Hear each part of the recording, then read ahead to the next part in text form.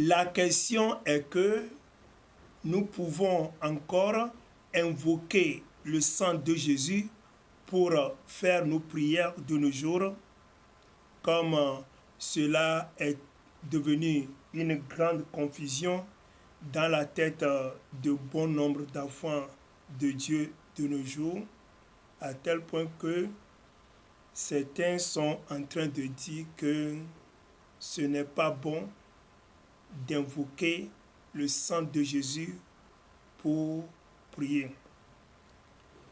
Ce que je voulais faire savoir à mes bien-aimés en Christ est que nous devons nous rappeler que sur la croix, le Seigneur Jésus-Christ a versé son sang pour que nous ayons le pardon pour nos péchés. Il a versé son sang pour nous purifier de tous nos péchés.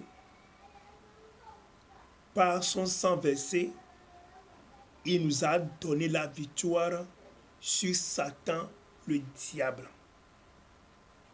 Je veux dire que Jésus a pris son sang pour faire la guerre à Satan, le diable. Et nous maintenant, nous qui sommes les enfants de Jésus, nous qui sommes ses disciples, si aujourd'hui nous allons faire la guerre à Satan le diable et à ses démons, à ces esprits de la sorcellerie, qu'allons-nous utiliser? Si notre maître a utilisé son sang, si vraiment nous sommes ses disciples, n'allons-nous pas utiliser le même sang pour faire le combat, puisque nous avons appris de lui. Et nous savons bien que c'est ce sang-là qu'il a utilisé pour avoir la victoire sur le diable pour nous. Comme nous avons appris de lui, pourquoi ne pas utiliser le sang de Jésus? Et c'est ce sang-là que vraiment nous les chrétiens, nous allons utiliser pour faire le combat. D'ailleurs, quand nous lisons la Bible déjà dans le livre des Hébreux, chapitre 12 au verset 24, la deuxième partie, la Bible dit que ce sang-là qui est versé pour nous parle mieux que le sang d'Abel. Veut dire que le sang de Jésus est un sang de mystère, à tel point que ce sang-là parle même. Le sang de Jésus parle. Oui.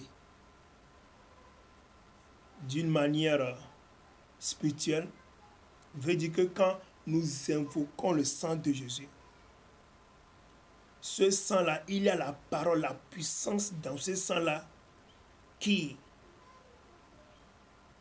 domine sur le diable. Il y a la puissance dans ce sang-là qui domine sur les démons, sur les mauvais esprits, sur l'esprit de la sorcellerie. Si notre Seigneur a utilisé le sang pour avoir le dessus sur le diable, de la même manière, nous qui sommes ses enfants, ses disciples, nous ne ferons que utiliser ce sang-là pour combattre l'ennemi, tel que notre maître l'a fait. J'aimerais dire au corps de Christ que nous devons savoir que la Bible nous dit que dans les derniers moments,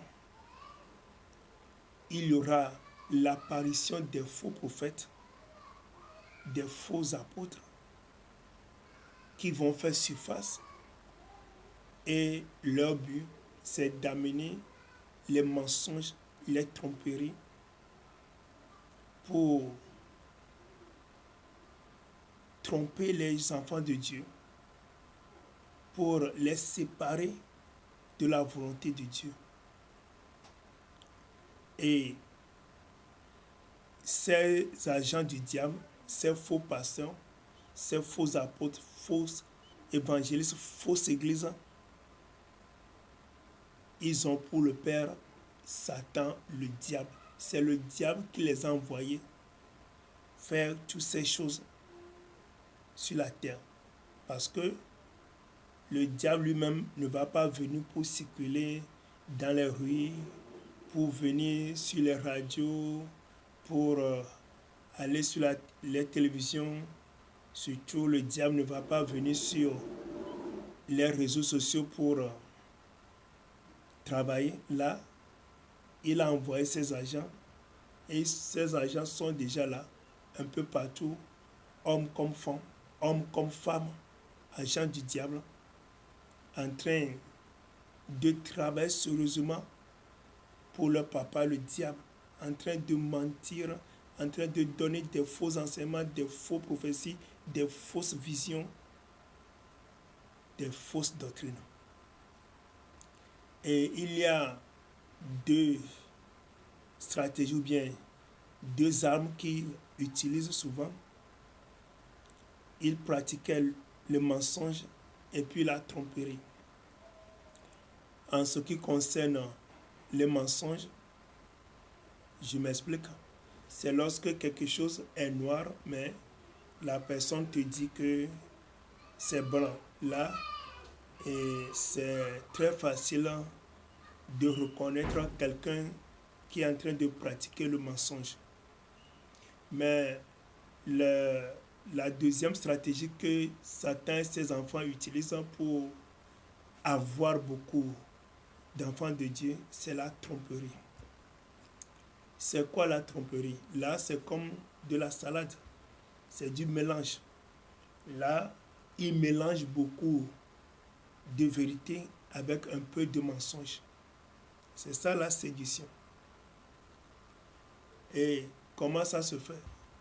Ils vont vous dire que vraiment, repentez-vous, le Seigneur Jésus est en train de venir, la trompette va sonner bientôt, repentez-vous. Et puis, la personne va vous dire, n'utilisez pas le sang de Jésus.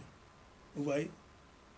À tel point que la personne est en train de dire beaucoup de bonnes choses, mais va mettre un petit mensonge dedans. Ils vont vous dire, le Seigneur est en train de venir, ne pratiquez plus le mensonge, il ne faut plus faire l'adultère. Mais ils vont vous dire, ne mangez pas la viande de porc. Vous voyez? On a dit beaucoup de vérité, et puis ils ont mis un petit mensonge dedans.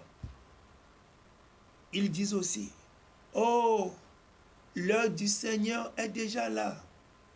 Ne mentez plus. Il ne faut plus pratiquer l'homosexualité. Il ne faut plus pratiquer l'avortement. Mais ils vont vous dire que c'est leur seule église qui est la meilleure église. Vous voyez? Ils ont dit beaucoup de vérité et puis ils ont mis un petit mensonge à l'intérieur. Et c'est comme ça, il y a ces églises aussi qui sont beaucoup de nos jours. Ils sont calmes comme les gens qui sont sérieux. Mais c'est eux qui vont vous dire que l'homosexualité est bon. Vous avez des questions à poser sur cet enseignement? Il faut m'appeler sur mon numéro WhatsApp, plus 228 91 95 23 05.